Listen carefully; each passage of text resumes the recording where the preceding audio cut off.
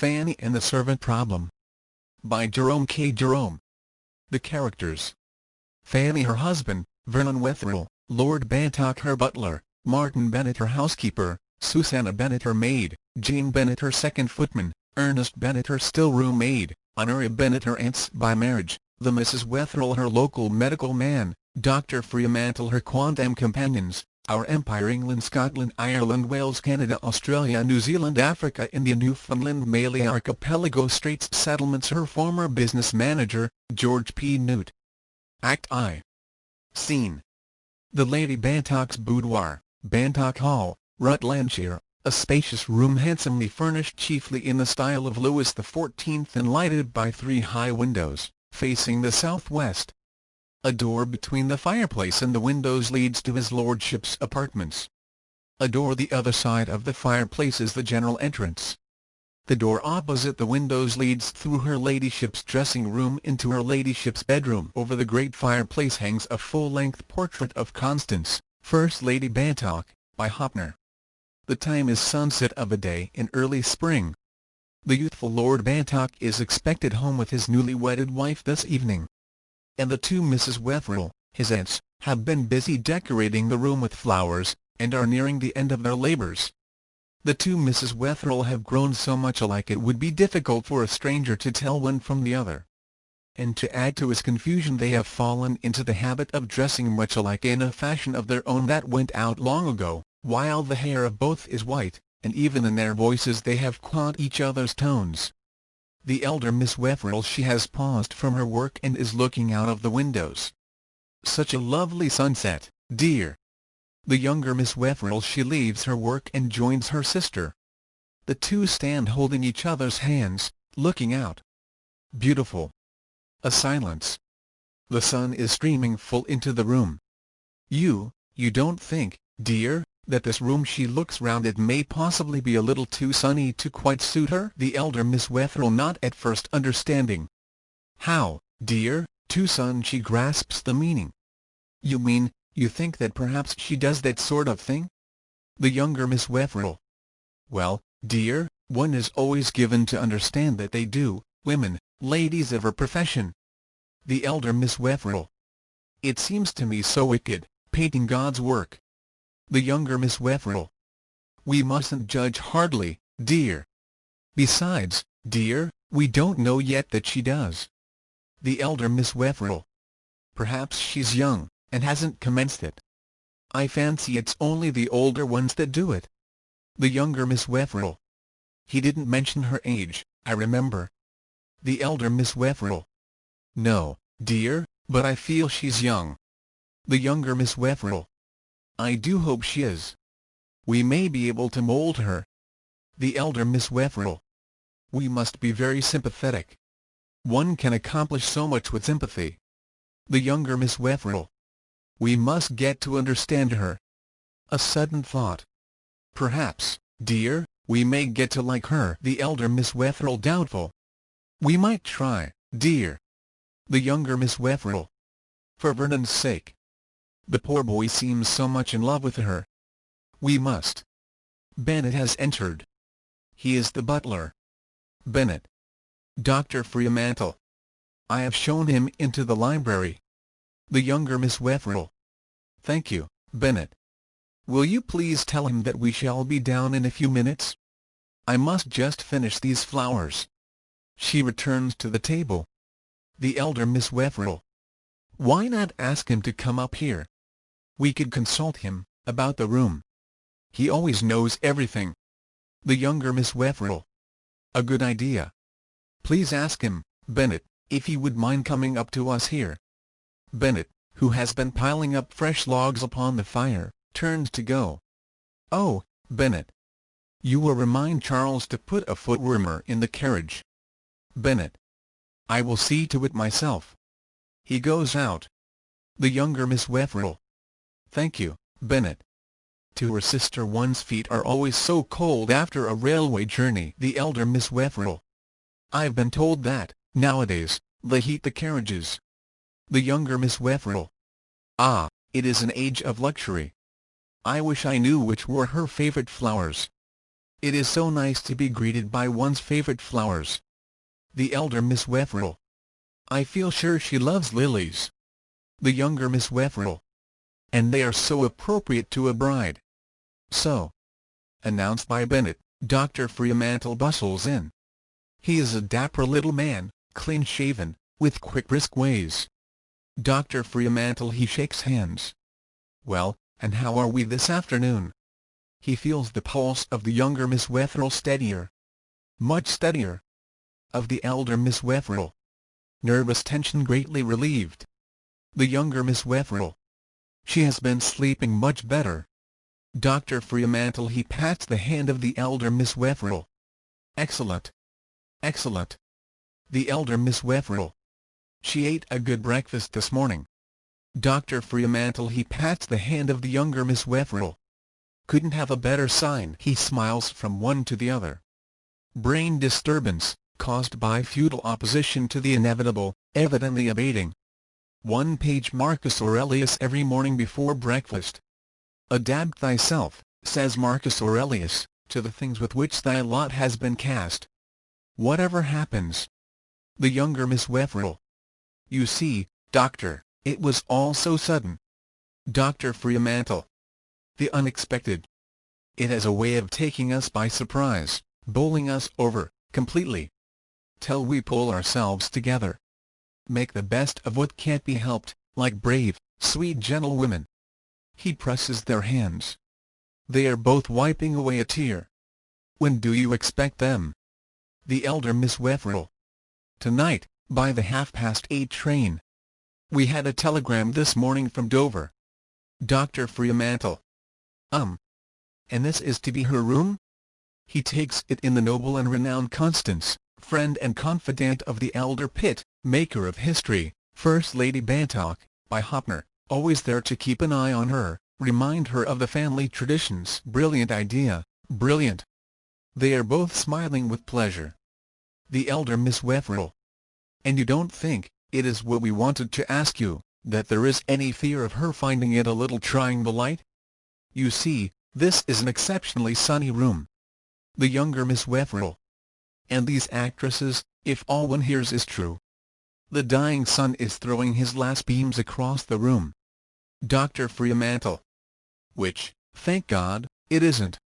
He seats himself in a large easy chair. The two ladies sit side by side on a settee. I'll tell you just exactly what you've got to expect. A lady, a few years older than the boy himself, but still young. Exquisite figure. Dressed, perhaps a trifle too regardless of expense. Hair, maybe just a shade too golden. All that can be altered. Features, piquant, with expressive eyes, the use of which she probably understands, and an almost permanent smile, displaying an admirably preserved and remarkably even set of teeth. But, above all, clever. That's our sheet anchor. The woman's clever. She will know how to adapt herself to her new position. The younger Miss Wetherill, turning to her sister. Yes, she must be clever to have obtained the position that she has. To the doctor, Vernon says that she was quite the chief attraction all this winter, in Paris. The elder Miss Wetherill. And the French public is so critical. Dr. Fremantle dryly. I was thinking rather of her cleverness in landing poor Vernon. The lad's not a fool. The elder Miss Wetherill. We must do her justice. I think she was really in love with him. Dr. Fremantle still more dryly. Very possibly. Most café chantant singers, I take it, would be, with an English lord. He laughs. The elder Miss Wetherill. You see, she didn't know he was a lord.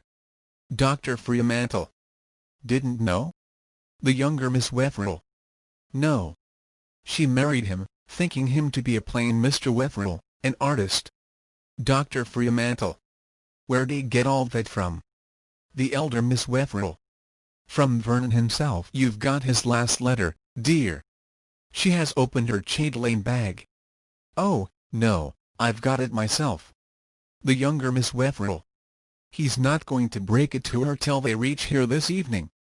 The elder Miss Wetherill. She reads. Yes. I shall not break it to her before we reach home. We were married quietly at the Hotel de Ville, and she has no idea I am anything else than plain Vernon James Wetherell, a fellow countryman of her own, and a fellow artist. The dear creature has never even inquired whether I am rich or poor. I like her for that. Dr. Fremantle. You mean to tell me? He jumps up. With his hands in his jacket pockets, he walks to and fro. I suppose it's possible. The elder Miss Wetherell. You see, she isn't the ordinary class of music hall singer. Dr. Fremantle. I should say not. The elder Miss Wetherell.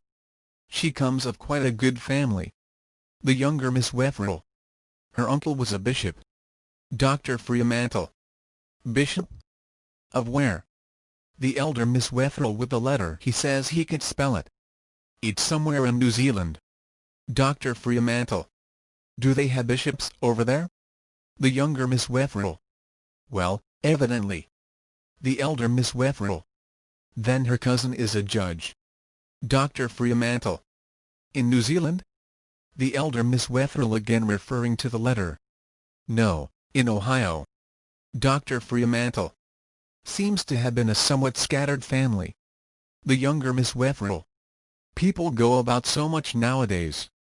Mrs. Bennet has entered. She is the housekeeper. Mrs. Bennet. She is about to speak to the Mrs. Wetherell. Sees the doctor. Good afternoon, doctor. Dr. Fremantle. Afternoon, Mrs. Bennet. Mrs. Bennet. She turns to the Mrs. Wetherell, her watch in her hand. I was thinking of having the fire lighted in her ladyship's bedroom. It is 6:30. The elder Miss Wetherell. You are always so thoughtful. She may be tired. Mrs. Bennet. If so, everything will be quite ready. She goes out, closing door. Dr. Fremantle. What do they think about it all, the Bennets? You have told them? The younger Miss Wetherell. We thought it better. You see, one hardly regards them as servants. They have been in the family so long. 3 generations of them. The elder Miss Wetherell. Really, since our poor dear brother's death, Bennet has been more like the head of the house than the butler. The younger Miss Wetherell. Of course, he doesn't say much. The elder Miss Wetherell. It is her having been on the stage that they feel so. The younger Miss Wetherell. You see, they have always been a religious family. The elder Miss Wetherell. Do you know, I really think they feel it more than we do. I found Peggy crying about it yesterday, in the scullery. Dr. Fremantle. He has been listening with a touch of amusement. Peggy Bennet? The younger Miss Wetherell. Yes. Charles Bennet's daughter. Dr. Fremantle. Happen to have a servant about the place who isn't a Bennet? The younger Miss Wetherell. No, no, I don't really think we have. Oh, yes, that new girl Mrs. Bennet engaged last week for the dairy. What is her name? The elder Miss Wetherell. Arnold. The younger Miss Wetherell. Ah, yes, Arnold. Dr. Fremantle. Ah. The elder Miss Wetherell. I think she's a cousin, dear. The younger Miss Wetherell. Only a second cousin. Dr. Fremantle. Well, I should tell the whole family to buck up. Seems to me, from what you tell me, that their master is bringing them home a treasure. He shakes hands briskly with the ladies. May look in again tomorrow. Don't forget, 1 page Marcus Aurelius before breakfast, in case of need. He goes out. The sun has sunk. The light is twilight. The elder Miss Wetherell. He always cheers one up. The younger Miss Wetherell. He's so alive. Mrs. Bennet comes in from the dressing-room. She leaves the door ajar. The sound of a hammer is heard. It ceases almost immediately. Oh, Mrs. Bennet, we were going to ask you, who is to be her ladyship's maid? Have you decided yet, Mrs. Bennet? I have come to the conclusion, looking at the thing from every point of view, that Jane would be the best selection. The younger Miss Wetherell. Jane. The elder Miss Wetherell. But does she understand the duties? Mrs. Bennet. A lady's maid, Being so much alone with her mistress is bound to have a certain amount of influence. And Jane has exceptionally high principles. The younger Miss Wetherell. That is true, dear Mrs. Bennet. As regards the duties, she is very quick at learning anything new. Of course, at first. The sound of hammering again comes from the bedroom. The younger Miss Wetherell. Who is that hammering in her ladyship's bedroom? Mrs. Bennet. It is Bennet, Miss Edith. We thought it might be helpful, a few texts, hung where they would always catch her ladyship's eye. She notices the look of doubt. Nothing offensive. Mere general exhortations such as could be read by any lady. The Misses Wetherell look at one another, but do not speak. I take it, dinner will be at 7:30, as usual. The elder Miss Wetherell. Yes, Mrs. Bennet, thank you. They will not be here till about 9. They will probably prefer a little supper to themselves. Mrs. Bennet goes out, on her way to the kitchen. The Misses Wetherell look at one another again. The hammering recommences. The younger Miss Wetherell, she hesitates a moment, then goes to the open door and calls. Bennet, Bennet. She returns and waits. Bennet comes in. Oh, Bennet, your wife tells us you are putting up a few texts in her ladyship's bedroom. Bennet. It seemed to me that a silent voice, speaking to her, as it were, from the wall. The younger Miss Wetherell. It is so good of you, only, you will be careful there is nothing she could regard as a personal allusion. Bennet. Many of the most popular I was compelled to reject, purely for that reason. The elder Miss Wetherell. We felt sure we could trust to your discretion. The younger Miss Wetherell. You see, coming, as she does, from a good family. Bennet. It is that, I speak merely for myself, that gives me hope of reclaiming her. A silence. The two ladies, feeling a little helpless, again look at one another. The elder Miss Wetherell. We must be very sympathetic. The younger Miss Wetherell. And patient, Bennet. Bennet. It is what I'm preparing myself to be. Of course, if you think them inadvisable, I can take them down again. The younger Miss Wetherell. No, Bennet, oh no. I should leave them up. Very thoughtful of you, indeed. Bennet. It seemed to me one ought to leave no stone unturned. He returns to his labours in the bedroom. The younger Miss Wetherell after a pause. I do hope she'll like the Bennets. The elder Miss Wetherell. I think she will, after a time, when she is used to them. The younger Miss Wetherell. I am so anxious it should turn out well. The elder Miss Wetherell. I feel sure she's a good woman. Vernon would never have fallen in love with her if she hadn't been good. They take each other's hand, and sit side by side, as before, upon the settee. The twilight has faded, only the faint firelight remains, surrounded by shadows. Do you remember, when he was a little mite, how he loved to play with your hair? The younger Miss Wetherell laughs. I always envied you your hair. The younger Miss Wetherell. He was so fond of us both. Do you remember when he was recovering from the measles, his crying for us to bath him instead of Mrs. Bennet? I have always reproached myself that we refused. The elder Miss Wetherell. He was such a big boy for his age. The younger Miss Wetherell. I think we might have stretched the point in a case of illness. The room has grown very dark. The door has been softly opened. Vernon and Fanny have entered noiselessly. Fanny remains near the door hidden by a screen. Vernon has crept forward. At this point the two ladies become aware that somebody is in the room. They are alarmed. The elder Miss Wetherell. Who's there? Vernon. It's all right, Aunt. It's only I. The two ladies have risen. They run forward, both take him in their arms. The younger Miss Wetherell. Vernon. The elder Miss Wetherell. My dear boy. The younger Miss Wetherell. But we didn't expect you. The elder Miss Wetherell. And your wife, dear? Vernon. She's here. The elder Miss Wetherell. Here? Fanny, from behind the screen, laughs. Vernon. We'll have some light. He whispers to them. Not a word, haven't told her yet. Feeling his way to the wall, he turns on the electric light. Fanny is revealed, having slipped out from behind the screen. There is a pause. Vernon, standing near the fire, watches admiringly. Fanny, hope you are going to like me. The younger Miss Wetherell. My dear, I am sure we shall. The elder Miss Wetherell. It is so easy to love the young and pretty.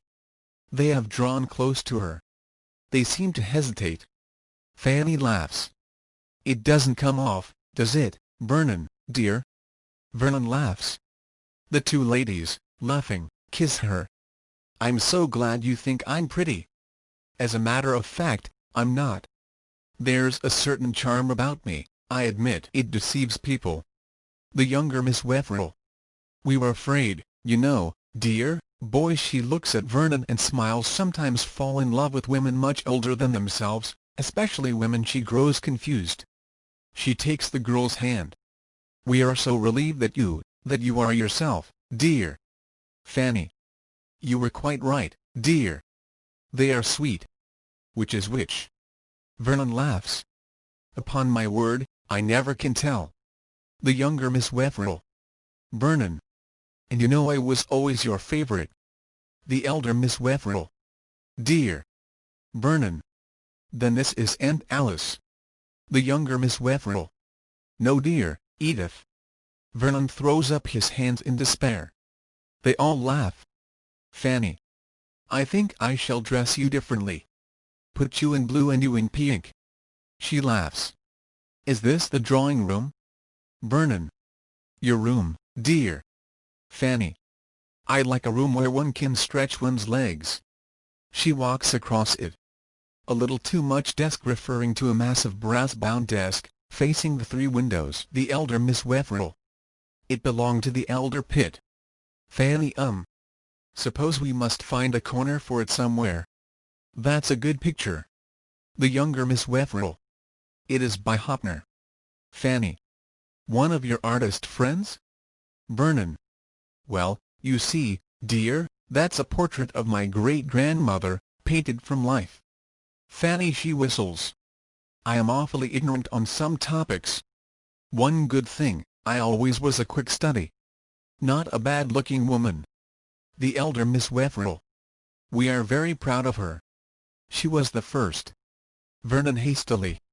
We will have her history some other time. The younger Miss Wetherell, who understands, signs to her sister. Of course. She's tired. We are forgetting everything. You will have some tea, won't you, dear? Fanny. No, thanks. We had tea in the train. With the more or less helpful assistance of Vernon, she divests herself of her outdoor garments. The elder Miss Wetherell. She holds up her hands in astonishment. Tea in the train. The younger Miss Wetherell. We were not expecting you so soon. You said in your telegram. Vernon. Oh, it was raining in London. We thought we would come straight on, leave our shopping for another day. Fanny. I believe you were glad it was raining. Saved you such a lot of money. Old stingy. The elder Miss Wetherell. Then did you walk from the station, dear? Fanny. Didn't it seem a long way? She laughs up into his face. He was so bored. Vernon laughs. The younger Miss Wetherell. I had better tell. She is going towards the bell. Vernon. He stops her. Oh, let them alone. Plenty of time for all that fuss. He puts them both gently side by side on the settee. Sit down and talk. Haven't I been clever? He puts his arm round Fanny, laughing. You thought I had made an ass of myself, didn't you? Did you get all my letters? The younger Miss Wetherell. I think so, dear. Fanny. She is sitting in an easy chair. Vernon seats himself on the arm. Do you know I've never had a love letter from you, Vernon? You gave me no time. She met me a month ago, and married me last week. Fanny. It was quick work. He came, he saw, I conquered. Laughs. The elder Miss Wetherell. They say that love at first sight is often the most lasting. Vernon. He puts his arm around her. You are sure you will never regret having given up the stage? The excitement, Fanny. The excitement. Do you know what an actress's life always seemed to me like? Dancing on a tightrope with everybody throwing stones at you. One soon gets tired of that sort of excitement. Oh, I was never in love with the stage. Had to do something for a living. The younger Miss Wetherell. It must be a hard life for a woman. The elder Miss Wetherell. Especially for anyone not brought up to it. Fanny. You see, I had a good voice and what I suppose you might call a natural talent for acting. It seemed the easiest thing. The younger Miss Wetherell. I suppose your family were very much opposed to it? Vernon rises. He stands with his back to the fire. Fanny. My family? Hadn't any. The elder Miss Wetherell. No family? Bennet enters. Vernon and Fanny left the door open. He halts, framed by the doorway. Fanny. No. You see, I was an only child. My father and mother both died before I was 14. The younger Miss Wetherell. But your uncle? Fanny. Oh, him. It was to get away from him and all that crew that I went on the stage. The elder Miss Wetherell. It is so sad when relations don't get on together. Fanny. Sadder still when they think they've got a right to trample on you, just because you happen to be an orphan, and I don't want to talk about my relations. I want to forget them. I stood them for nearly 6 months. I don't want to be reminded of them. I want to forget that they ever existed. I want to forget. Bennet has come down very quietly. Fanny, from where he stands, is the only one who sees him. He stands looking at her, his features, as ever, immovable. At sight of him her eyes and mouth open wider and wider. The words die away from her tongue. Vernon has turned away to put a log on the fire, and so has not seen her expression, only hears her sudden silence. He looks up and sees Bennet. Vernon. Ah, Bennet. He advances, holding out his hand. You quite well? Bennet shaking hands with him. Quite well. Vernon. Good. And all the family? Bennet. Nothing to complain of. Charles has had a touch of influenza. Vernon. Ah, sorry to hear that. Bennet. And your lordship? Vernon. Fit as a fiddle, your new mistress. Fanny has risen. Bennet turns to her. For a moment his back is towards the other three. Fanny alone sees his face. Bennet. We shall endeavour to do our duty to her ladyship.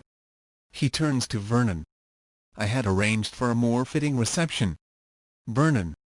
To tell the honest truth, Bennet, the very thing we were afraid of, why we walked from the station, and slipped in by the side door. Laughing. Has the luggage come? Bennet. It has just arrived. It was about that I came to ask. I could not understand. The Mrs. Wetherell have also risen. Fanny's speechless amazement is attributed by them and Vernon to natural astonishment at discovery of his rank. The younger Miss Wetherell. You will be wanting a quiet talk together. We shall see you at dinner. Vernon. What time is dinner? The younger Miss Wetherell. 7:30. To Fanny. But don't you hurry, dear. I will tell cook to delay it a little. She kisses her. The elder Miss Wetherell. You will want some time to arrange that pretty hair of yours. She also kisses the passive, speechless Fanny. They go out hand in hand. Bennet. I will see, while I am here, that your lordship's room is in order. Vernon. Why, where's Robert, then? Bennet. He has gone into town to do some shopping. We did not expect your lordship much before 9. There may be 1 or 2 things to see to. He goes into his lordship's apartments, closing the door behind him. Fanny. Vernon. Where am I? Vernon. At home, dear. Fanny. Yes, but where? Vernon. At Bantock Hall, Rutlandshire. Fanny sits down on the settee, drops down rather. You're not angry with me? You know how the world always talks in these cases. I wanted to be able to prove to them all that you married me for myself. Not because I was Lord Bantock. Can you forgive me? Fanny, she still seems in a dream.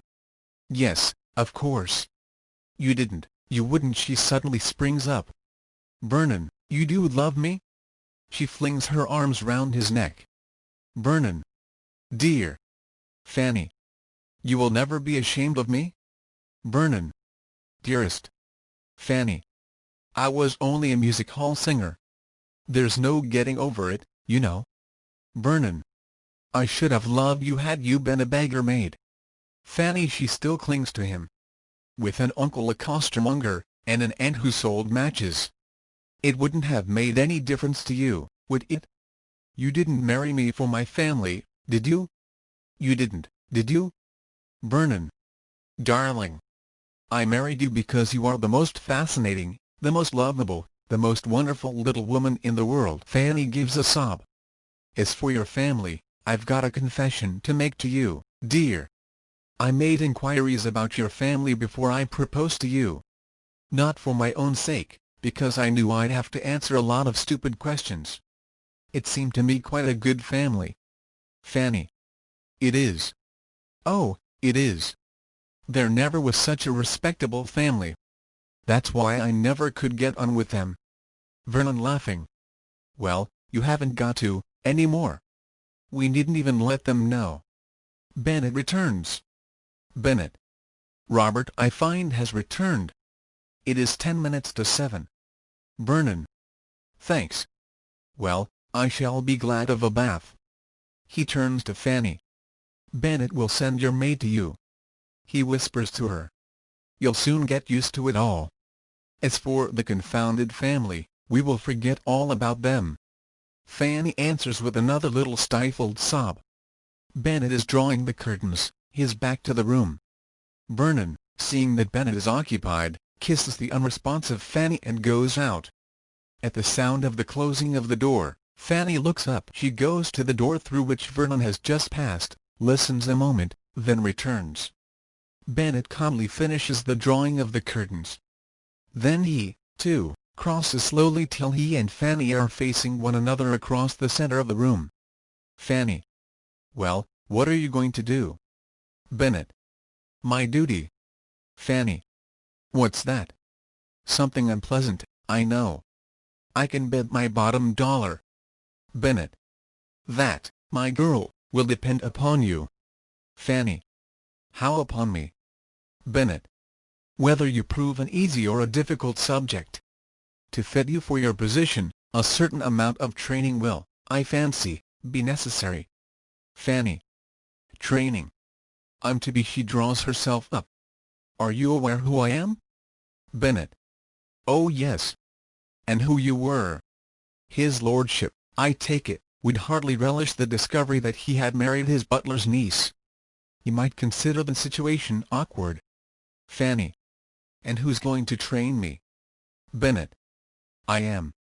With the assistance of your aunt and such other members of your family as I consider can be trusted. Fanny, for a moment she is speechless, then she bursts out. That ends it. I shall tell him. I shall tell him this very moment. She sweeps towards the door. Bennett. At this moment she will most likely find his lordship in his bath. Fanny. I don't care. Do you think for a moment that I'm going to allow myself, Lady Bantock, to be her hand upon the door? I shall tell him, and you'll only have yourself to blame. He loves me. He loves me for myself. I shall tell him the whole truth, and ask him to give you all the sack. Bennett. You're not forgetting that you've already told him once who you were? It stops her. What she really did was to leave the marriage arrangements in the hands of her business manager, George P. Newt. As agent for a music hall star, he is ideal, but it is possible that in answering Lord Bantock's inquiries concerning Fanny's antecedents he may not have kept strictly to the truth. Fanny. I never did. I've never told him anything about my family. Bennett. Curious. I was given to understand it was rather a classy affair. Fanny. I can't help what other people may have done. Because some silly idiot of a man may possibly. She will try a new tack. She leaves the door and comes to him.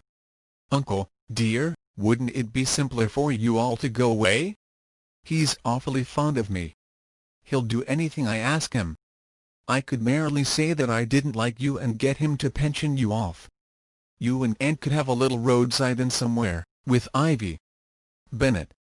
"Seeing that together with the stables and the garden there are 23 of us." Fanny. "No, of course, he couldn't pension you all. You couldn't expect." Bennett. "I think his lordship might prefer to leave things as they are. Good servants nowadays are not so easily replaced. And neither your aunt nor I are at an age when change appeals to one." Fanny.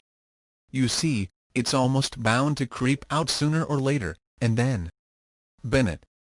"We will make it as late as possible." He crosses and rings the bell, giving you time to prove to his lordship that you are not incapable of learning. Fanny. She drops back on the settee. She is half crying. Some people would be pleased that their niece had married well. Bennett. "I am old-fashioned enough to think also of my duty to those I serve. If his lordship has done me the honour to marry my niece, the least I can is to see to it that she brings no discredit to his name." Mrs. Bennett, followed by Jane Bennett, a severe-looking woman of middle age, has entered upon the words "the least I can do." Bennett stays them a moment with his hand while he finishes. Then he turns to his wife. "You will be interested to find, Susanna, that the new Lady Bantock is not a stranger." Mrs. Bennett. "Not a stranger?" "She has reached opposition from where she sees the girl." Fanny. "You wicked girl! Where have you been all these years?" Bennett interposing. "There will be other opportunities for the discussion of family differences. Just now, her ladyship is waiting to dress for dinner." Mrs. Bennett sneering. "Her ladyship." Jane also sneering. "I think she might have forewarned us of the honour in store for us." Mrs. Bennett. "Yes, why didn't she write?" Fanny. "Because I didn't know. Do you think she rises that if I had I would ever have married him, to be brought back here and put in this ridiculous position? Do you think that I am so fond of you all that I couldn't keep away from you, at any price?" Mrs. Bennett. "But you must have known that Lord Bantock." Fanny. "I didn't know he was Lord Bantock. I only knew him as Mr. Wetherell, an artist. He wanted to feel sure that I was marrying him for himself alone. He never told me." Ernest Bennett, a very young footman, has entered in answer to Bennett's ring of a minute ago. He has come forward step by step, staring all the while open-mouthed at Fanny. Turning, she sees him beside her. "Hello, Ernie. How are the rabbits?" She kisses him. Bennett. "Don't stand there gaping. I rang for some wood. Tell your brother dinner will be at 7:15. Ernest, never speaking, still staring at Fanny, gets clumsily out again. Fanny. "Well, I suppose I'd better see about dressing? Do I dine with his lordship or in the servants' hall?" Mrs. Bennett turns to her husband. "You see. Still the old impertinence." Fanny. "Only wanted to know. My only desire is to give satisfaction." Bennett. He moves towards the door. "You will do it by treating the matter more seriously. At dinner, by keeping your eye upon me, you will be able to tell whether you are behaving yourself or not." Mrs. Bennett. "And mind you are punctual. I have appointed Jane to be your maid." Fanny. Jane. Mrs. Bennett in arms. "Have you any objections?" Fanny. "No, oh no, so long as you're all satisfied." Mrs. Bennett. "Remember, you are no longer on the music hall stage. In dressing for Bantock Hall you will do well to follow her advice." Bennett, who has been waiting with the door in his hand, goes out. Mrs. Bennett follows. Jane in the tones of a patient executioner. "Are you ready?" Fanny. "Quite ready, dear. Of course, I don't know what you will think of them, but I've only brought modern costumes with me." Jane. Not a lady who understands satire. "We must do the best we can." She marches out, into the dressing-room. Fanny, after following a few steps, stops and thinks. Ernest has entered with the wood. He is piling it in the basket by the fire. His entrance decides her. She glances through the open door of the dressing room, then flies across to the desk, seats herself, and begins feverishly to write a telegram. Fanny Ernie. He comes across to her. Have you still got your bicycle? Ernest. Yes. Fanny, could you get this telegram off for me before 8 o'clock? I don't want it sent from the village. I want you to take it yourself, into the town. There's a sovereign for you if you do it all right. Ernest. I'll do it. Can only get into a row. Fanny, pretty used to them, ain't you?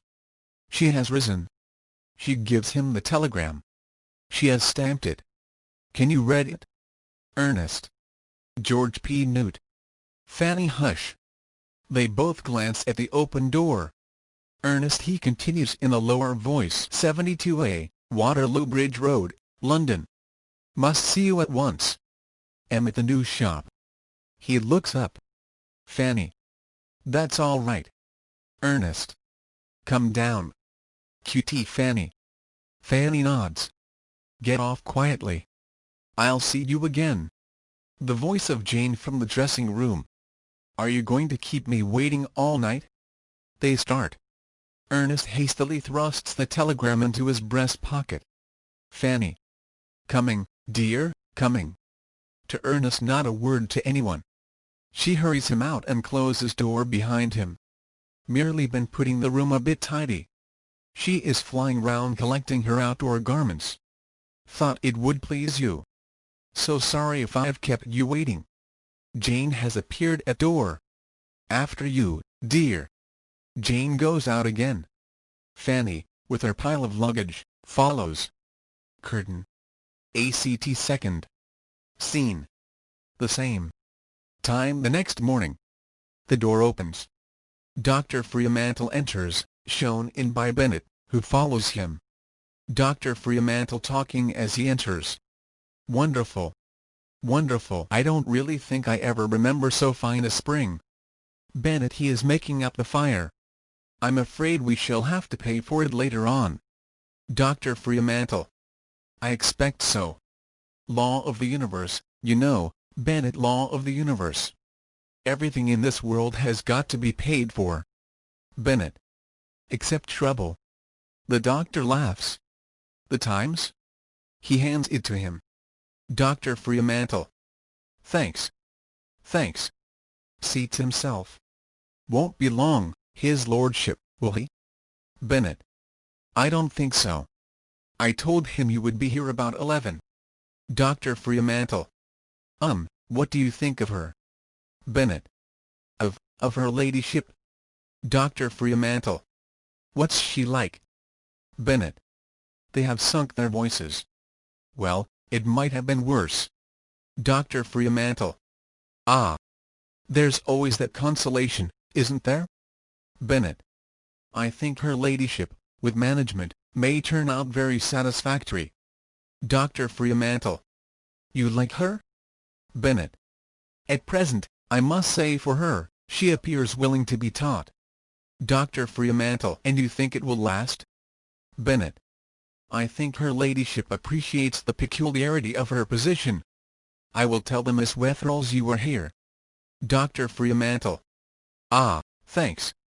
Bennett. I fancy her ladyship will not herself be visible much before lunch-time.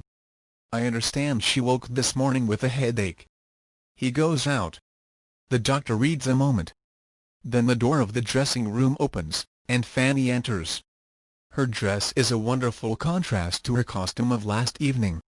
It might be that of a poor and demure nursery governess. Her hair is dressed in keeping. She hardly seems the same woman.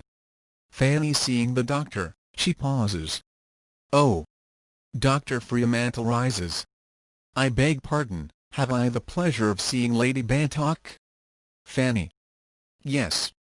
Dr. Fremantle. Delighted. May I introduce myself, Dr. Fremantle? I helped your husband into the world. Fanny. Yes. I've heard of you. You don't mind my closing this door, do you? Her very voice and manner are changed. Dr. Fremantle a little puzzled. Not at all. Fanny. She closes the door and returns. Won't you be seated? Dr. Fremantle. Thanks. They both sit. How's the headache? Fanny. Oh, it's better. Dr. Fremantle. Ah. A silence. Forgive me, I'm an old friend of the family. You're not a bit what I expected. Fanny. But you like it? I mean, you think this with a gesture is all right? Dr. Fremantle. My dear young lady, it's charming. You couldn't be anything else. Fanny. Thank you. Dr. Fremantle. I merely meant that, well, I was not expecting anything so delightfully demure. Fanny. That's the idea. Seemly. The Lady Bantocks have always been seemly? She puts it as a question. Dr. Fremantle more and more puzzled. Yes, oh, yes. They have always been, as I catches that of Constance, First Lady Bantock, looking down at him from above the chimney-piece. His tone changes. Well, yes, in their way, you know. Fanny. You see, I'm in the difficult position of following her late ladyship. She appears to have been exceptionally seemly. This is her frock. I mean it was her frock. Dr. Fremantle. God bless my soul. You are not dressing yourself up in her late ladyship's clothes? The dear good woman has been dead and buried these 20 years. Fanny. She looks at her dress. Yes, it struck me as being about that period. Dr. Fremantle. He goes across to her. What's the trouble? Too much Bennett? Fanny. She looks up. There is a suspicion of a smile. One might say, sufficient? Dr. Fremantle laughs. Excellent servants. If they'd only remember it.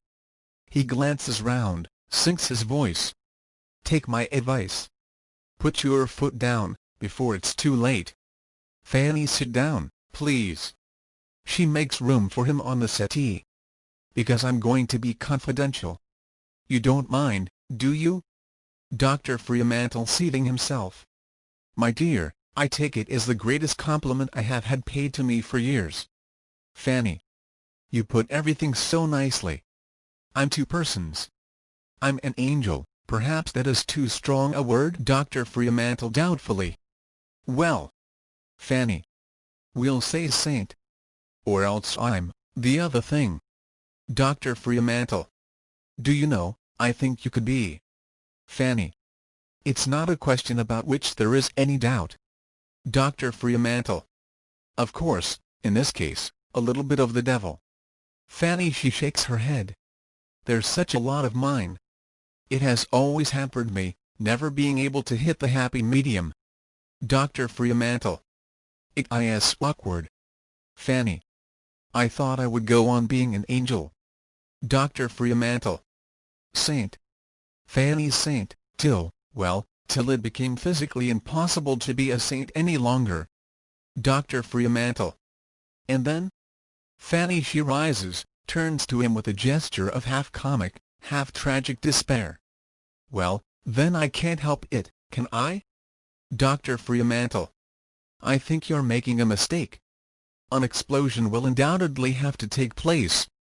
That being so, the sooner it takes place the better. He rises. What are you afraid of? Fanny. She changes her tone, the talk becomes serious. You've known Vernon all his life? Dr. Fremantle. No one better. Fanny. Tell me. I've known him only as a lover. What sort of a man is he? A pause. They're looking straight into each other's eyes. Dr. Fremantle. A man it pays to be perfectly frank with. Fanny. It's a very old family, isn't it? Dr. Fremantle. Old? Good Lord, no. First Lord Bantock was only Vernon's great-grandfather. That is the woman that did it all. He is looking at the Hopner. Fanny. How do you mean? Dr. Fremantle. Got them their title. Made the name of Bantock of importance in the history of the Georges. Clever woman. Fanny leaning over a chair, she is staring into the eyes of the First Lady Bantock. I wonder what she would have done if she had ever got herself into a really first-class muddle? Dr. Fremantle. One thing's certain. Fanny turns to him. She'd have got out of it. Fanny addresses the portrait. I do wish you could talk. Vernon bursts into the room. He has been writing. He throws aside his hat and stick. Vernon. Hello. This is good of you. He shakes hands with the doctor. How are you? Without waiting for any reply, he goes to Fanny, kisses her. Good morning, dear. How have you been getting on together, you two? Has she been talking to you? Dr. Fremantle. Oh, yes. Vernon. Doesn't she talk well? I say, what have you been doing to yourself? Fanny Jane thought the style with a gesture more appropriate to Lady Bantock. Vernon. Wonder if she's right? To the doctor, what do you think? Dr. Fremantle. I think it a question solely for Lady Bantock. Vernon. Of course it is. To Fanny, you know, you mustn't let them dictate to you. Dear, good, faithful souls, all of them. But they must understand that you are mistress. Fanny, she seizes eagerly at the chance. You might mention it to them, dear. It would come so much better from you. Vernon. No, you. They will take more notice of you. Fanny. I'd so much rather you did it to Dr. Fremantle. Don't you think it would come better from him? Dr. Fremantle laughs. I'm afraid you'll have to do it yourself. Vernon. You see, dear, it might hurt them, coming from me. It would seem like ingratitude. Mrs. Bennet, why, it wasn't till I began to ask questions that I grasped the fact that she wasn't my real mother. As for old Bennet, ever since my father died, well, I hardly know how I could have got on without him. It was Charles Bennet that taught me to ride. I learned my letters sitting on Jane's lap. Fanny. Yes. Perhaps I had better do it myself. Vernon. I'm sure it will be more effective. Of course I shall support you. Fanny. Thank you. Oh, by the by, dear, I shan't be able to go with you today. Vernon. Why not? Fanny. I've rather a headache. Vernon. Oh, I'm so sorry. Oh, all right, we'll stop at home. I'm not so very keen about it. Fanny. No, I want you to go, dear. Your aunts are looking forward to it. I shall get over it all the sooner with everybody out of the way. Vernon. Well, if you really wish it. The Mrs. Wetherell steal in. They are dressed for driving. They exchange greetings with the doctor. Fanny. You know you promised to obey. Tickles his nose with a flower. Vernon laughing, to the doctor. You see what it is to be married? Dr. Fremantle laughs. Very trying. Vernon turning to his aunts. Fanny isn't coming with us. The younger Miss Wetherell to Fanny. Oh, my dear. Fanny. It's only a headache. She takes her aside. I'm rather glad of it. I want an excuse for a little time to myself. The younger Miss Wetherell. I understand, dear. It's all been so sudden. She kisses her, then to the room. She'll be all the better alone. We three will go on. She nods and signs to her sister. Fanny kissing the elder Miss Wetherell. Don't you get betting? The elder Miss Wetherell. Oh no, dear, we never do. It's just to see the dear horses. She joins her sister. They whisper. Vernon to the doctor to whom he has been talking. Can we give you a lift? Dr. Fremantle. Well, you might as far as the vicarage. Goodbye, Lady Bantock. Fanny shaking hands. Goodbye, Doctor. Vernon. Sure you won't be lonely? Fanny laughs. Think I can't exist an hour without you? Mr. conceited. Vernon laughs and kisses her. Come along. He takes the doctor and his younger aunt towards the door. The elder Miss Wetherell, who is following last. I like you in that frock. Fanny laughs. So glad.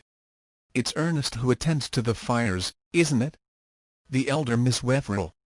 Yes, Dear Fanny, I wish you'd send him up. At door, calls after them. Hope you'll all enjoy yourselves. Vernon from the distance.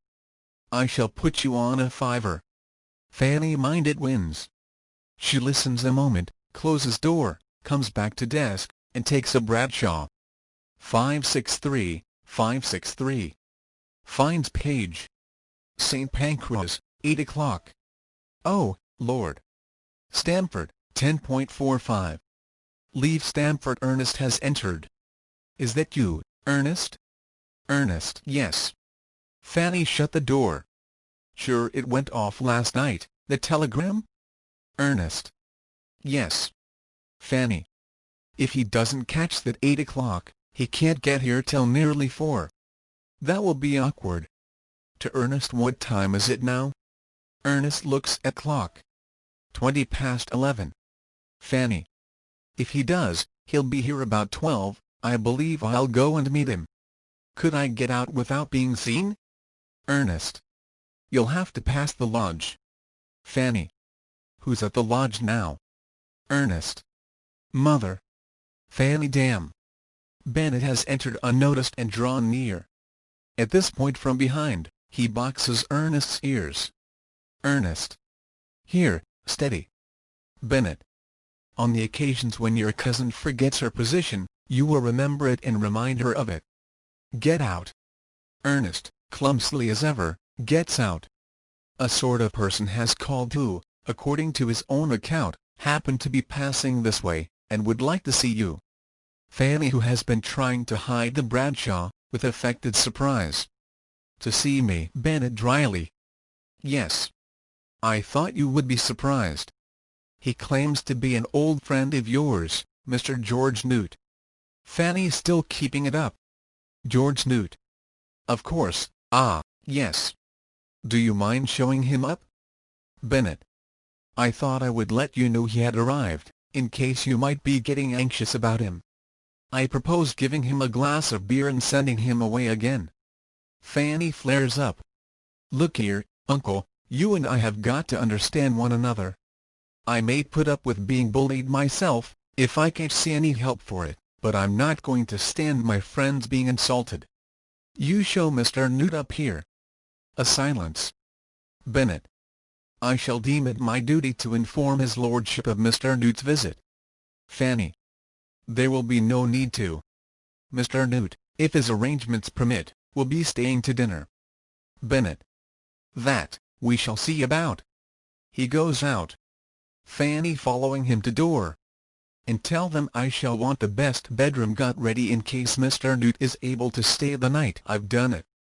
She goes to piano, dashes into the Merry Widow Waltz, or some other equally inappropriate but well-known melody, and then there enters Newt, shown in by Bennett. Newt is a cheerful person, attractively dressed in clothes suggestive of a successful bookmaker. He carries a white pot hat and tousled cane. His gloves are large and bright. He is smoking an enormous cigar. Bennett. Mr. Newt. Fanny. She springs up and greets him. They are evidently good friends. Hello, George. NEWTE. Hello, Fan. I beg your pardon, Lady Bantock. Laughs. Was just passing this way. Fanny cutting him short. Yes. So nice of you to call. NEWTE. I said to myself as I catches Bennett. He stops. Ah, thanks. He gives Bennett his hat and stick, but Bennett does not seem satisfied. He has taken from the table a small china tray. This he is holding out to Newt, evidently for Newt to put something in it. But what? Newt is puzzled. He glances at Fanny. The idea strikes him that perhaps it is a tip Bennett is waiting for. It seems odd, but if it be the custom, he puts his hand to his trousers pocket. Bennett. The smoking room is on the ground floor. NEWTE. Ah, my cigar. I beg your pardon. I couldn't understand. He puts it on the tray, breaks into a laugh. Bennett. Thank you. Her ladyship is suffering from a headache. If I might suggest, a little less boisterousness. He goes out. NEWTE. He watches him out. I say, your Lord Chamberlain's a bit of a freezer. Fanny. Yes. What's hanging out in the sun? How did you manage to get here so early? She sits. NEWTE. Well, your telegram rather upset me. I thought, correct etiquette for me to sit down here, do you think? Fanny, don't ask me. Got enough new tricks of my own to learn. Laughs. Should chance it, if I were you. NEWTE. Such a long time since I was at court. He sits. Yes, I was up at 5 o'clock this morning. Fanny laughs. Oh, you poor fellow. NEWTE caught the first train to Melton, and came on by cart. What's the trouble, Fanny? A good deal. Why didn't you tell me what I was marrying? NEWTE. I did. I told you that he was a gentleman. That he... Fanny. Why didn't you tell me that he was Lord Bantock? You knew, didn't you? NEWTE begins to see worries ahead. Can't object to my putting a cigar in my mouth if I don't light it, can he? Fanny. Oh, light it, anything you like that will help you to get along. NEWTE bites the end off the cigar and puts it between his teeth. This helps him. No, I didn't know, not officially. Fanny. What do you mean not officially? NEWTE. He never told me. Fanny. He never told you anything, for the matter of that. I understood you had found out everything for yourself. NEWTE. Yes. And one of the things I found out was that he didn't want you to know. I could see his little game. Wanted to play the Lord Burleigh fake. Well, what was the harm? Didn't make any difference to you. Fanny. Didn't make any difference to me. Jumps up. Do you know what I've done? Married into a family that keeps 23 servants, every blessed one of whom is a near relation of my own. He sits paralyzed. She goes on. That bald-headed old owl with a wave towards the door that wanted to send you off with a glass of beer and a flea in your ear, that's my uncle. The woman that opened the lodge gate for you is my Aunt Amelia. The carroty-headed young man that answered the door to you is my cousin Simeon. He always used to insist on kissing me. I'm expecting him to begin again. My lady's maid is my cousin Jane. That's why I'm dressed like this. My own clothes have been packed off to the local dressmaker to be made decent. Meanwhile, they've dug up the family vault to find something for me to go on with. He has been fumbling in all his pockets for matches. She snatches a box from somewhere and flings it to him. For heaven's sake, light it. Then, perhaps, you'll be able to do something else than stare. I have claret and water, mixed, with my dinner. Uncle pours it out for me. They've locked up my cigarettes. Aunt Susanna is coming in tomorrow morning to hear me say my prayers. Doesn't trust me by myself. Thinks I'll skip them. She's the housekeeper here. I've got to know them by heart before I go to bed tonight, and now I've mislaid them. She goes to the desk, hunts for them. NEWTE. Having lighted his eternal cigar, he can begin to think. But why should they? Fanny's still at desk. Because they're the sort. They honestly think they are doing the right and proper thing, that Providence has put it into their hands to turn me out a passable substitute for all the Lady Bantock should be. Which, so far as I can understand, is something between the late lamented Queen Victoria and Goody Two-Shoes. They are the people that I ran away from, the people I've told you about, the people I've always said I'd rather starve than ever go back to. And here I am, plumped down in the midst of them again, for life. Honoria Bennet, the still-room maid, has entered. She is a pert young minx of about Fanny's own age. What is this? What is it? Honoria. Merely passing through. Sorry to have excited your ladyship. Goes into dressing room. Fanny. My cousin Honoria. They've sent her up to keep an eye upon me. Little cat. She takes her handkerchief, drapes it over the keyhole of the dressing-room door. NEWTE. At sight of Honoria he has jumped up and hastily hidden his cigar behind him. What are you going to do? Fanny. She seats herself and suggests to him the writing chair. Hear from you, first of all, Exactly what you told Vernon. NEWTE sitting. About you? Fanny nods. About me, and my family. NEWTE. Well, couldn't tell him much, of course. Wasn't much to tell. Fanny. I want what you did tell. NEWTE. I told him that your late father was a musician. Fanny. Yes. NEWTE had been unfortunate.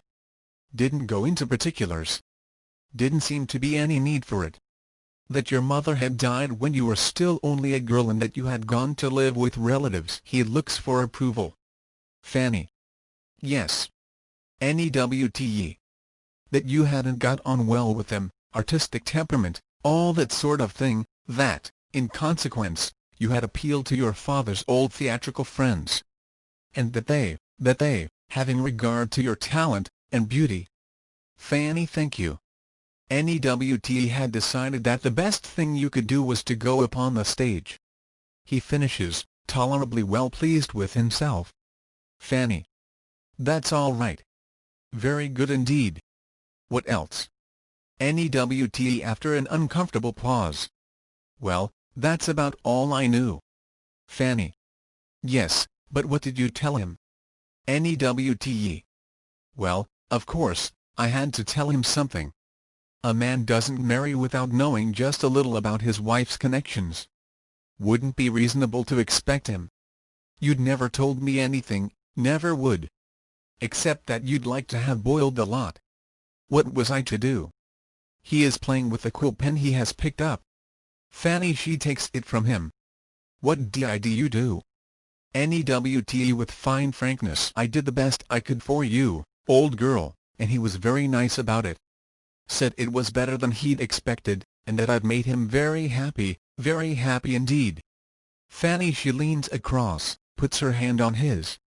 You're a dear, good fellow, George, always have been. I wouldn't plague you, only it is absolutely necessary I should know exactly what you did tell him. NEWTE a little sulkily. I told him that your uncle was a bishop. Fanny sits back, staring at him. A what? NEWTE. A bishop. Bishop of Waipu, New Zealand. Fanny. Why New Zealand? NEWTE. Why not? Had to be somewhere. Didn't want him Archbishop of Canterbury, did you? Fanny, did he believe it? NEWTE shouldn't have told him had there been any fear that he wouldn't. Fanny. I see. Any other swell relations of mine knocking about? NEWTE. One, a judge of the Supreme Court in Ohio. Same name, anyhow, O'Gorman. Thought I'd make him a cousin of yours. I've always remembered him. Met him when I was over there in '98, damn him. A silence. Fanny, she rises. Well, nothing else for it. Got to tell him it was all a pack of lies. Not blaming you, old boy, my fault. Didn't know he was going to ask any questions, or I'd have told him myself. Bit of bad luck, that's all. NEWTE. Why must you tell him? Only upset him. Fanny. It's either my telling him or leaving it for them to do. You know me, George. How long do you see me being bossed and bullied by my own servants? Besides, it's bound to come out in any case. NEWTE. He rises. Kindly but firmly he puts her back into her chair. Then pacing to and fro with his hands mostly in his trousers pockets, he talks.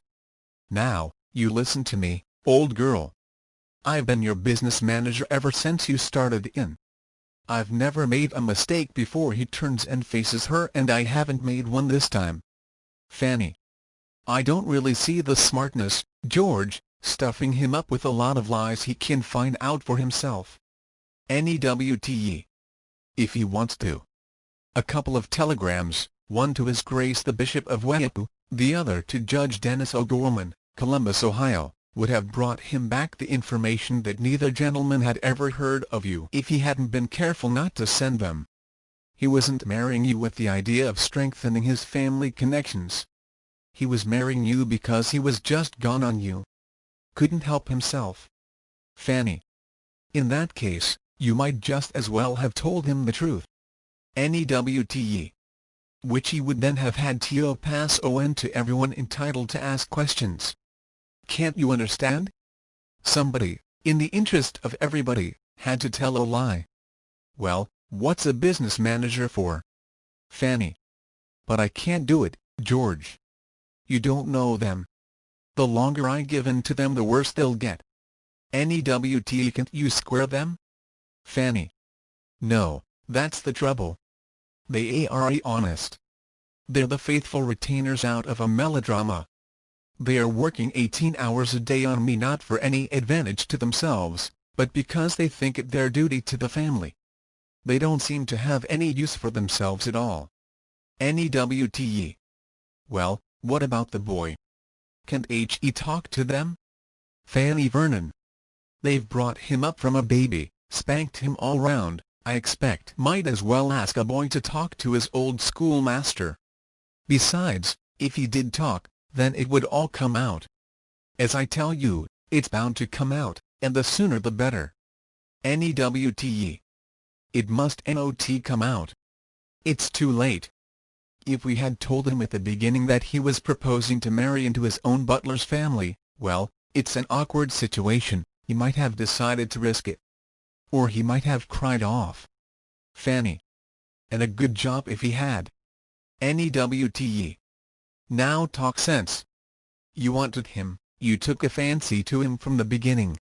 He's a nice boy, and there's something owing to him. It is his trump card, and he knows it. Don't forget that. He's been busy, explaining to all his friends and relations why they should receive you with open arms. Really nice girl, born gentlewoman, good old Church of England family, no objection possible. For you to spring the truth upon him now, well, it doesn't seem to me quite fair to him. Fanny. Then am I to live all my life dressed as a charity girl? NEWTE. You keep your head and things will gradually right themselves. This family of yours, they've got some sense, I suppose? Fanny. Never noticed any sign of it myself. NEWTE. Maybe you're not a judge. Laughs. They'll listen to reason. You let Emmy have a talk to them, one of these days. See if I can't show them, first one and then the other, the advantage of leaving to better themselves, with the help of a little ready money. Later on, choosing your proper time, you can break it to him that you have discovered they're distant connections of yours, a younger branch of the family that you'd forgotten. Give the show time to settle down into a run. Then you can begin to make changes. Fanny. You've a wonderful way with you, George. It always sounds right as you put it, even when one jolly well knows that it isn't. NEWTE. Well, it's always been right for you, old girl, ain't it? Fanny. Yes. You've been a rattling good friend. She takes his hands. Almost wish I'd married you instead. We'd have been more suited to one another. NEWTE shakes his head. Nothing like having your fancy. You'd never have been happy without him. He releases her. 'Twas a good engagement, or I'd never have sanctioned it. Fanny. I suppose it will be the last one you will ever get me. She has dropped for a moment into a brown study. NEWTE. He turns. I hope so. Fanny. She throws off her momentary mood with a laugh. Poor fellow. You never even got your commission. NEWTE. I'll take 10% of all your happiness, old girl. So make it as much as you can for my benefit. Goodbye. He holds out hand. Fanny. You're not going? You'll stop to lunch? NEWTE. Not today. Fanny. Do. If you don't, they'll think it's because I was frightened to ask you. NEWTE. All the better. The more the other party thinks he's having his way, the easier always to get your own. Your trouble is, you know, that you never had any tact. Fanny. I hate tact. Newt laughs. We could have had such a jolly little lunch together. I'm all alone till the evening. There were ever so many things I wanted to talk to you about. NEWTE. What? Fanny. Ah, how can one talk to a man with his watch in his hand? He puts it away and stands waiting, but she is cross. I think you're very disagreeable. NEWTE. I must really get back to town. I oughtn't to be away now, only your telegram. Fanny. I know. I'm an ungrateful little beast. She crosses and rings bell. You'll have a glass of champagne before you go? NEWTE. Well, I won't say no to that. Fanny. How are all the girls? NEWTO, chirpy. I'm bringing them over to London. We open at the Palace next week. Fanny. What did they think of my marriage? Gertie was a bit jealous, wasn't she? NEWTE. Well, would have been, if she'd known who he was. Laughs. Fanny. Tell her. Tell her she draws herself up. I'm Lady Bantock, of Bantock Hall, Rutlandshire. It will make her so mad. Laughs. NEWTE laughs. I will. Fanny. Give them all my love. Ernest appears in answer to her bell. Oh, Ernest, tell Bennett. The eyes and mouth of Ernest open to see that Mr. Newt has some refreshment before he leaves. A glass of champagne and some caviar. Don't forget. Ernest goes out. Goodbye. You'll come again? NEWTE. Whenever you want me, and remember, the watchword is tact. Fanny. Yes, I've got the word all right. Laughs. Don't forget to give my love to the girls. NEWTE. I won't. So long. He goes out. Fanny closes the door. Honoria has re-entered from the dressing room. She looks from the handkerchief still hanging over the keyhole to Fanny. Honoria. Your ladyship's handkerchief? Fanny. Yes. Such a draught through that keyhole. Honoria takes the handkerchief, hands it to Fanny. I will tell the housekeeper. Fanny. Thanks. Maybe you will also mention it to the butler. Possibly also to the. She suddenly changes. Honoria. Suppose it had been you, you know, you're awfully pretty, who had married Lord Bantock, and he had brought you back here, among them all, uncle, aunt, all the lot of them, what would you have done? Honoria. She draws herself up. I should have made it quite plain from the first, that I was mistress, and that they were my servants. Fanny. You would, you think? Honoria, checking her outburst. But then, dear, you will excuse my speaking plainly, there is a slight difference between the two cases. She seats herself on the settee. Fanny is standing near the desk. You see, what we all feel about you, dear, is, that you are, well, hardly a fit wife for his lordship. Fanny's hands are itching to box the girl's ears. To save herself, she grinds out through her teeth the word tack. Of course, dear, it isn't altogether your fault. Fanny. Thanks. Honoria. Your mother's marriage was most unfortunate. Fanny. Her efforts to suppress her feelings are just, but only just, successful. Need we discuss that? Honoria. Well, he was an Irishman, dear, there's no denying it. Fanny takes a cushion from a chair, with her back to Honoria, she strangles it. Jane has entered and is listening. Still, perhaps it is a painful subject, and we hope, all of us, that, with time and patience, we may succeed in eradicating the natural results of your bringing up. Jane. Some families, finding themselves in our position, would seek to turn it to their own advantage. We think only of your good. Fanny. Yes, that's what I feel, that you are worrying yourselves too much about me. You're too conscientious, all of you. You, in particular, Jane, because you know you're not strong. You'll end up with a nervous breakdown. Mrs. Bennet has entered. Honoria slips out. Fanny turns to her aunt. I was just saying how anxious I'm getting about Jane. I don't like the look of her at all. What she wants is a holiday. Don't you agree with me? Mrs. Bennet. There will be no holiday, I fear, for any of us, for many a long day. Fanny. But you must. You must think more of yourselves, you know. You're not looking well, aunt, at all. What you both want is a month, at the seaside. Mrs. Bennet. Your object is too painfully apparent for the subject to need discussion. True solicitude for us would express itself better in greater watchfulness upon your own behaviour. Fanny. Why, what have I done? Bennet enters, followed, unwillingly, by Ernest. Mrs. Bennet. Your uncle will explain. Bennet. Shut that door. Ernest does so. They group round Bennet, Ernest a little behind. Fanny remains near the desk. Sit down. Fanny, bewildered, speechless, sits. Carry your mind back, please, to the moment when, with the Bradshaw in front of you, you were considering, with the help of your cousin Ernest, the possibility of your slipping out unobserved, to meet and commune with a person you had surreptitiously summoned to visit you during your husband's absence. Fanny. While I think of it, did he have anything to eat before he went? I told Ernest to ask you to see that he had a glass of champagne and a. Bennet waves her back into silence. Mr. Newt was given refreshment suitable to his station. She goes to interrupt. Again he waves her back.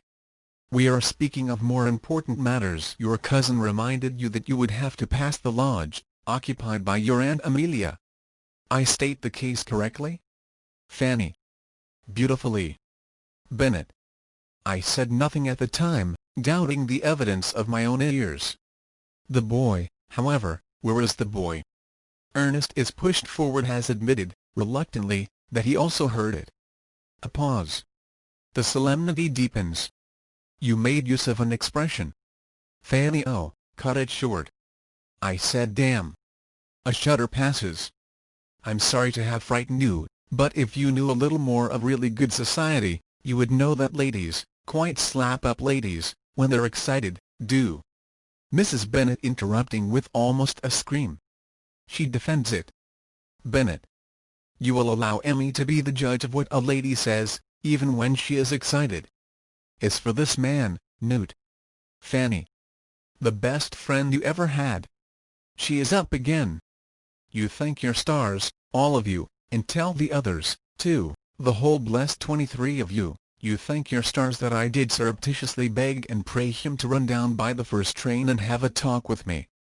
And that Providence was kind enough to you to enable him to come. It's a very different tune you'd have been singing at this moment, all of you, if he hadn't. I can tell you that. Mrs. Bennet.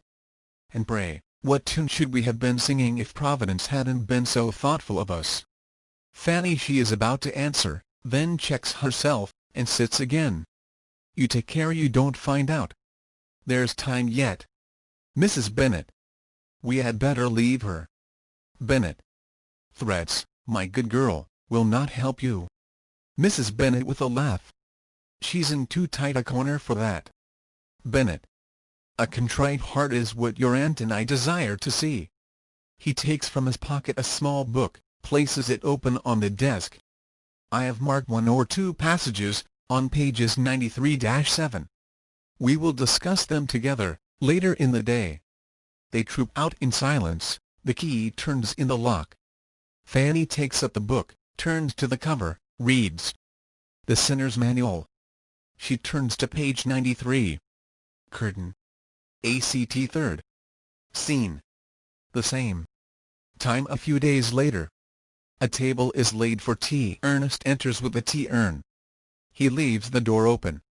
Through it comes the sound of an harmonium, accompanying the singing of a hymn. Fanny comes from her dressing room.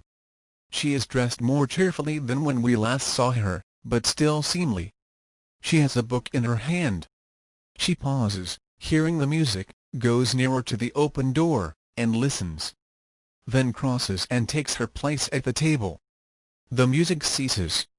Fanny. Another prayer meeting? Ernest nods. I do keep em busy. Ernest. Do you know what they call you downstairs? Fanny. What? Ernest. The family cross. Fanny. I'm afraid it's about right. Ernest. What have you been doing this time? Swearing again? Fanny. Worse. I've been lying. Ernest gives vent to a low whistle. Said I didn't know what had become of that yellow poplin with the black lace flounces, that they've had altered for me. Found out that I'd given it to old Mother Potts for the rummage sale at the vicarage. Jane was down there. Bought it, and for £half. Ernest. You are risky. Why, you might have known. Vernon comes in. He is in golfing get-up. He throws his cap onto the settee. Vernon. Hello, got a cup of tea there? Ernest goes out. Fanny. Yes. Thought you were playing golf? Vernon. Just had a telegram handed to me in the village, from your friend Newt. Wants me to meet him at Melton Station at 5 o'clock. Looks at his watch. Know what he wants? Fanny haven't the faintest idea. She hands him his cup. Is he coming here? Or merely on his way somewhere? Vernon. I don't know. He doesn't say. Fanny, don't let him mix you up in any of his ventures. Dear old George, he's as honest as the day, but if he gets hold of an idea there's always thousands in it for everybody. Vernon. I'll be careful. Ernest has left the door open. The harmonium breaks forth again, together with vocal accompaniment as before. What's on downstairs, then? A party. Fanny Bennet is holding a prayer meeting. Vernon. A prayer meeting? Fanny. One of the younger members of the family has been detected telling a deliberate lie. Vernon is near the door listening, with his back towards her, or he would see that she is smiling. Black sheep, I suppose, to be found in every flock.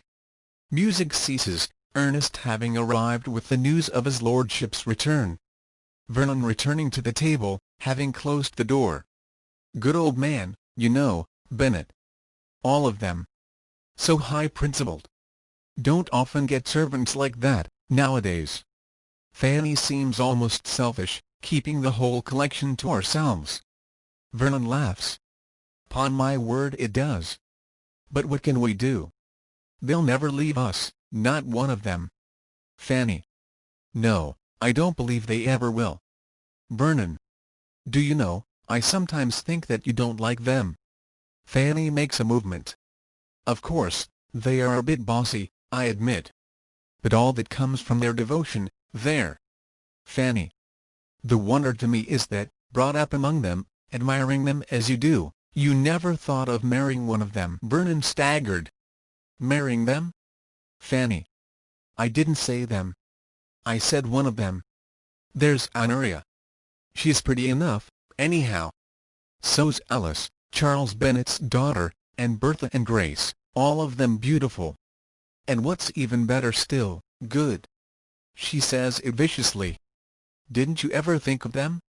Vernon. Well, laughs well, one hardly marries into one's own kitchen. Fanny, isn't that rather snobbish? You say they're more like friends than servants. They've lived with your people, side by side, for 3 generations, doing their duty, honourably. There's never been a slur upon their name. They're high-principled. You know it. They've better manners than 9/10 of your smart society, and they're healthy. What's wrong with them, even from a lord's point of view? Vernon recovering himself. Well, don't pitch into me about it. It's your fault if I didn't marry them, I mean one of them. He laughs, puts his empty cup back on the table. Maybe I'd have thought about it, if I hadn't met you. Fanny takes his hand in hers. I wish you hadn't asked Newt any questions about me. It would have been so nice to feel that you had married me, just because you couldn't help it, just because I and nothing else mattered. Vernon. Let's forget I ever did. He kneels beside her. I didn't do it for my own sake, as you know. A man in my position has to think of other people. His wife has to take her place in society. People insist upon knowing something about her. It's not enough for the stupid county that she's the cleverest, most bewilderingly beautiful, bewitching lady in the land. Fanny. And how long will you think all that? Vernon. Forever, and ever, and ever. Fanny. Oh, you dear boy. She kisses him. You don't know how a woman loves the man she loves to love her. Laughs. Isn't that complicated? Vernon. Not at all. We're just the same. We love to love the woman we love. Fanny, provided the county will let us. And the county has says, a man may not marry his butler's niece. Vernon, laughing. You've got butlers on the brain. If ever I do run away with my own cook or under housemaid, it will be your doing. Fanny. You haven't the pluck. The county would laugh at you. You men are so frightened of being laughed at. Vernon, he rises. Well, if it saves us from making asses of ourselves. Fanny wasn't there a niece of old Bennett's, a girl who had been brought up abroad, and who wasn't a domestic servant, never had been, who stayed with them here, at the gardener's cottage, for a short time, some few years ago. Vernon. You mean poor Rose Bennett's daughter, the one who ran away and married an organ grinder? Fanny. An organ grinder? Vernon. Something of that sort, yes. They had her over. Did all they could. A crazy sort of girl. Used to sing French ballads on the village green to all the farm labour she could collect. Shortened poor Bennett's life by about 10 years. Laughs. But why? Not going to bully me for not having fallen in love with her, are you? Because that really wasn't my fault. I never even saw her. 'Twas the winter we spent in Rome. She bolted before we got back. Never gave me a chance. Fanny. I accept the excuse. Laughs. No, I was merely wondering what the county would have done if by any chance you had married her. Couldn't have said you were marrying into your own kitchen in her case, because she was never in your kitchen, absolutely refused to enter it, I'm told. Vernon laughs. It would have been a nice point, as they say in legal circles. If people had liked her, they'd have tried to forget that her cousins had ever been scullery maids. If not, they'd have taken good care that nobody did. Bennett enters. He brings some cut flowers, with the placing of which he occupies himself. Bennett. I did not know your lordship had returned. Vernon. Found a telegram waiting for me in the village. What's become of that niece of yours, Bennett, your sister Rose's daughter, who was here for a short time and ran away again? Ever hear anything about her? Bennett. Very quietly he turns, lets his eyes for a moment meet Fanny's. Then answers as he crosses to the windows. The last I heard about her was that she was married. Vernon. Satisfactorily? Bennett.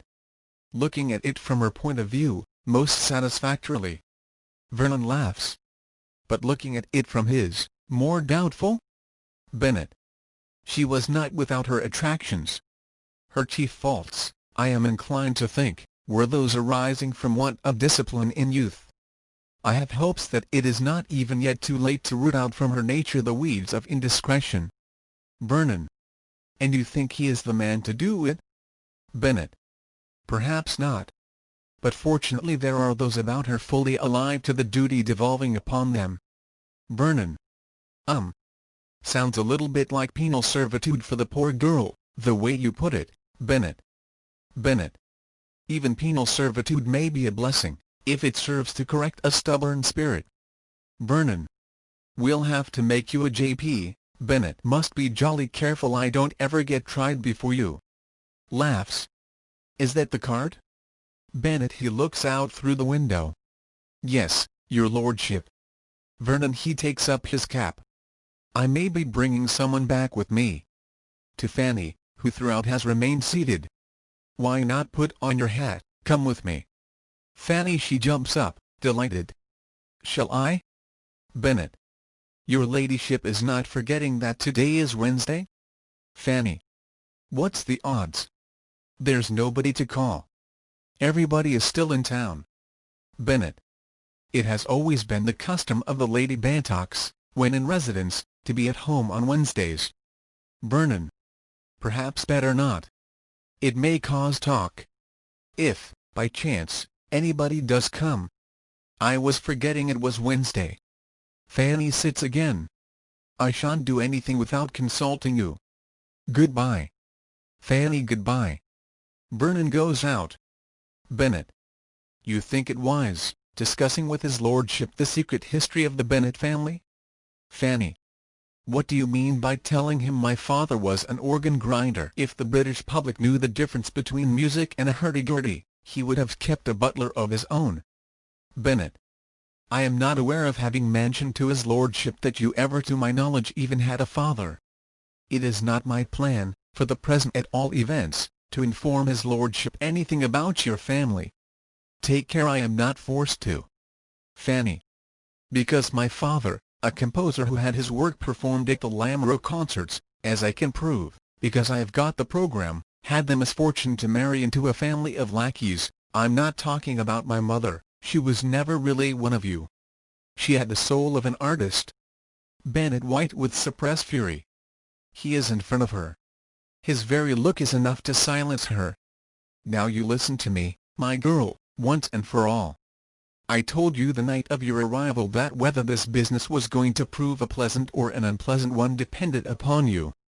You make it an easy one, for your own sake. With one word I can bring your house of cards about your ears. I've only to tell him the truth for him to know you as a cheat and liar. She goes to speak. Again he silences her. You listen to me. You've seen fit to use strong language. Now I'm using strong language. This boy, who has married you in a moment of impulse, what does he know about the sort of wife a man in his position needs? What do you? Made to sing for your living on the Paris boulevards, whose only acquaintance with the upper classes has been at shady restaurants. Fanny. He didn't want a woman of his own class. He told me so. It was because I wasn't a colourless, conventional puppet with a book of etiquette in place of a soul that he was first drawn towards me. Bennett. Yes. At 22, boys like unconventionality. Men don't, they've learned its true name, vulgarity. Do you think I've stood behind English society for 40 years without learning anything about it? What you call a colourless puppet is what we call an English lady. And that you've got to learn to be.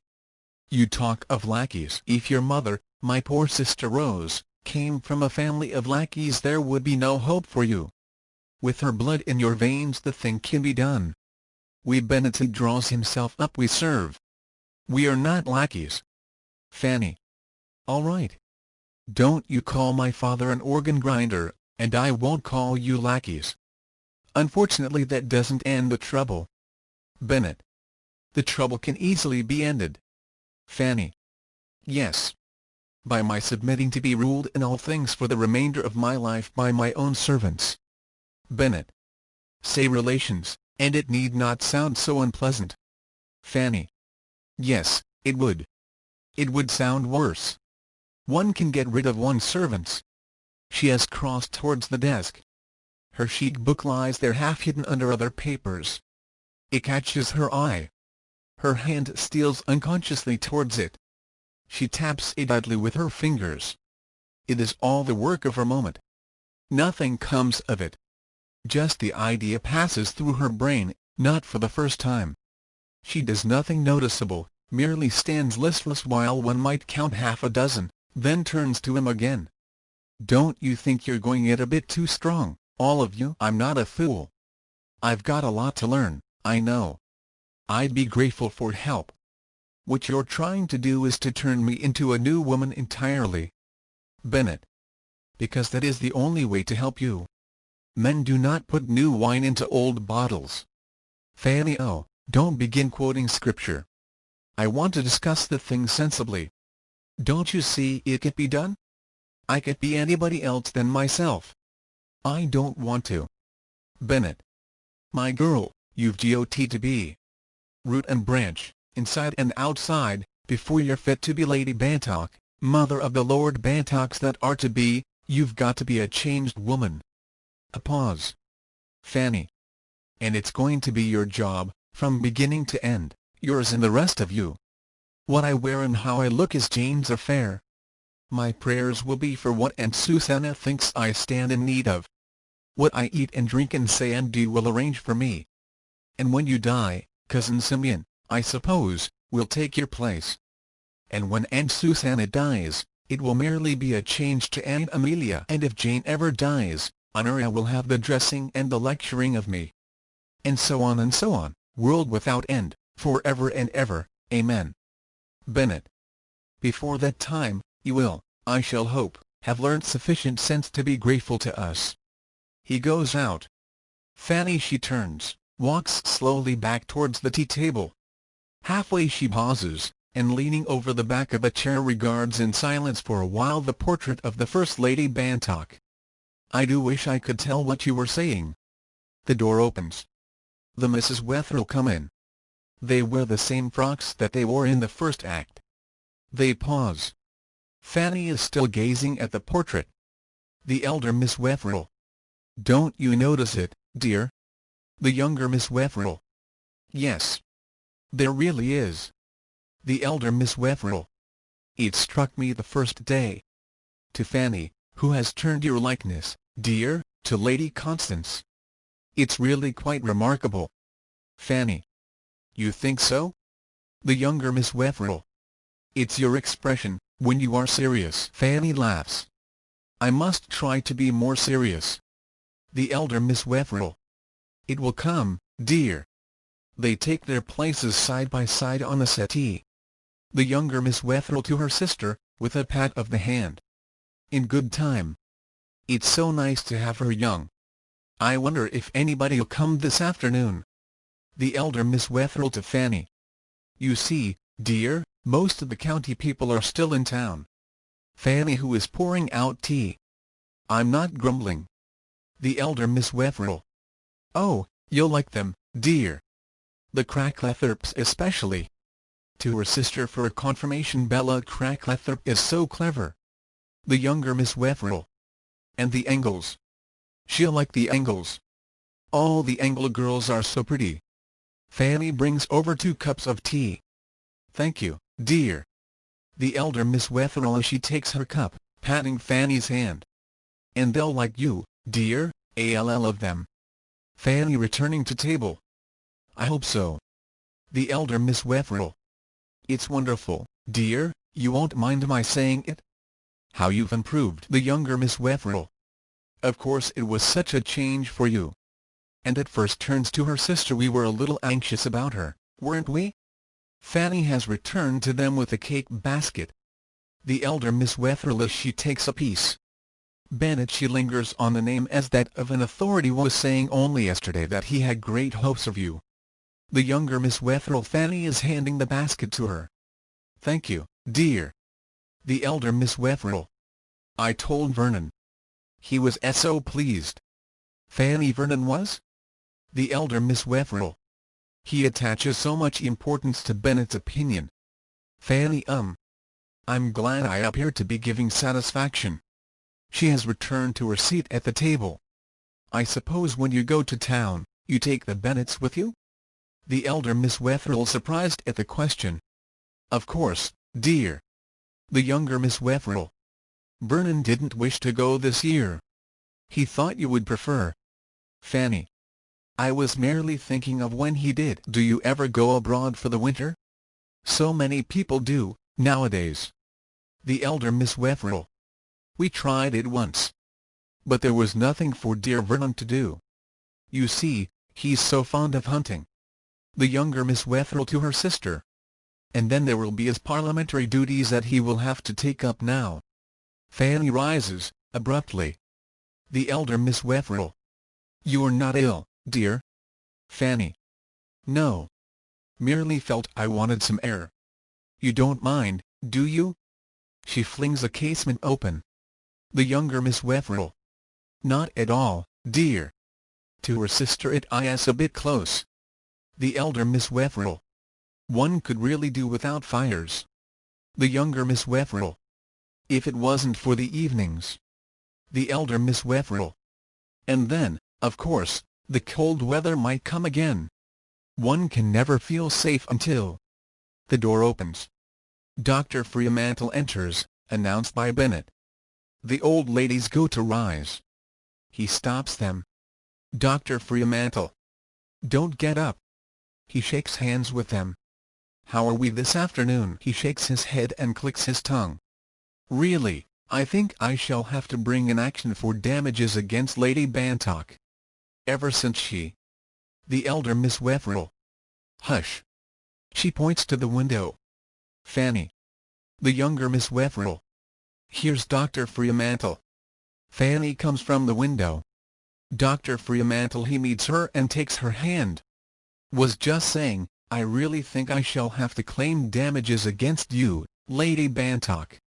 You practically deprived me of two of my best-paying patients. Used to be sending for me every other day before you came. Now look at them. The two ladies laugh. She's not as bad as we expected. He pats her hand. Do you remember my description of what I thought she was going to be like? The younger Miss Wetherill. She's a dear girl. The elder Miss Wetherill. Bennett. Fanny she has crossed a table, is pouring out the doctor's tea. Oh, mightn't we have a holiday from Bennett? Dr. Fremantle laughs. Seems to be having a holiday himself today. The younger Miss Wetherill. A holiday? Dr. Fremantle. Didn't you know? Oh, there's an awfully swagger party on downstairs. They were all trooping in as I came. The younger Miss Wetherill. I'd no idea he was giving a party. To Fanny did you, dear? Fanny she hands the doctor his tea. Yes. It's a prayer meeting. The whole family, I expect, has been summoned. Dr. Fremantle. A prayer meeting. Didn't look like it. The elder Miss Wetherill. But why should he be holding a prayer meeting? Fanny oh, one of the family. Dr. Fremantle. And why 12 girls in a van? The younger Miss Wetherill. In a van? Dr. Fremantle. One of Hutton's from the station hotel, with a big poster pinned on the door, Our Empire. Fanny has risen. She crosses and rings the bell. The younger Miss Wetherill. What's the matter, dear? Fanny. I'm not quite sure yet. Her whole manner is changed. A look has come into her eyes that has not been there before. She speaks in quiet, determined tones. She rings again. Then returning to table, hands the cake basket to the doctor. Won't you take one, doctor? They're not as indigestible as they look. Laughs. Dr. Fremantle he also is bewildered at the changed atmosphere. Thank you. I hope I. Fanny she turns to Ernest, who has entered. Her tone, for the first time, is that of a mistress speaking to her servants. Have any visitors called for me this afternoon? Ernest. By visitors? Fanny. Some ladies. Ernest he is in a slough of doubt and terror. Ladies? Fanny. Yes. Please try to understand English language. Has a party of ladies called here this afternoon? Ernest. There have been some ladies. We. Fanny. Where are they? Ernest. I. Fanny send Bennett up to me. Instantly, please. Ernest, only too glad to be off, stumbles out. The younger Miss Wetherill. My dear. Fanny. You'll take some more tea, won't you? Do you mind, doctor, passing Miss Wetherill's cup? And the other one, thank you. And will you pass them the biscuits? You see, I am doing all I can on your behalf. She is talking and laughing, a little hysterically, for the purpose of filling time. Tea and hot cake, could anything be worse for them? Dr. Fremantle. Well, tea, you know. Fanny. I know. Laughs. You doctors are all alike. You all denounce it, but you all drink it. She hands him the 2 cups. That one is for Aunt Wetherill of the beautiful hair. And the other is for Aunt Wetherill of the beautiful eyes. Laughs. It's the only way I can distinguish them. Bennett enters. Oh, Bennett. Bennett. You sent for me? Fanny. Yes. I understand some ladies have called. Bennett. I think your ladyship must have been misinformed. I most certainly have seen none. Fanny. I have to assume, Bennett, that either Dr. Fremantle or you are telling lies. A silence. Bennett. A party of overdressed young women, claiming to be acquainted with your ladyship, have arrived in a van. I am giving them tea in the servants' hall, and will see to it that they are sent back to the station in ample time to catch their train back to town. Fanny, please show them up. They will have their tea here. Bennett, her very quietness is beginning to alarm him. It shakes him from his customary perfection of manners.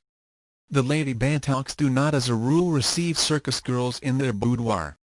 Fanny still with her alarming quietness. Neither do they argue with their servants. Please show these ladies in.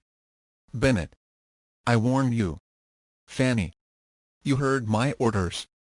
Her tone has the right ring. The force of habit is too strong upon him. He yields, savagely, and goes out. She turns to the doctor. So sorry I had to drag you into it. I didn't see how else I was going to floor him. Dr. Fremantle. Splendid. He grips her hand. Fanny, she goes to the old ladies who sit bewildered, terrified. They won't be here for more than a few minutes, they can't be. I want you to be nice to them, both of you. They are friends of mine. She turns to the doctor. They're the girls I used to act with.